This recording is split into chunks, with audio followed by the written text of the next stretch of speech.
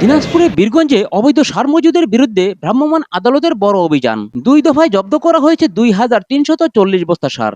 অসাধু চক্রের বিরুদ্ধে নেওয়া হয়েছে কঠোর আইনি ব্যবস্থা। উপজেলা নির্বাহী অফিসার সুমা খাতুনের নেতৃত্বে প্রথম অভিযানে কবিরাজহাট এলাকার নওশাদ ট্রেডার্স ও জনতা হাস্কিং মিলের অবৈধ গুদাম থেকে 1890 বস্তা টিএসপি, ডিএপি এবং এমওপি সার জব্দ করা হয়। অবৈধভাবে সার মজুদের দায়ে মিল ম্যানেজারকে দেওয়া হয় 3 মাসের কারাদণ্ড ও 30,000 টাকার অর্থদণ্ড।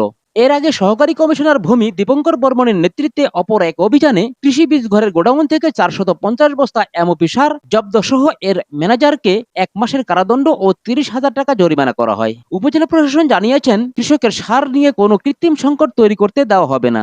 জব্দকৃত সার সরকারি মূল্যে কৃষকদের মাঝে বিতরণ করা হবে। চ্যানেল বীরগঞ্জ 24। তাড়াতাড়ি হবে, এলোমেলো গোলমাল করিয়ে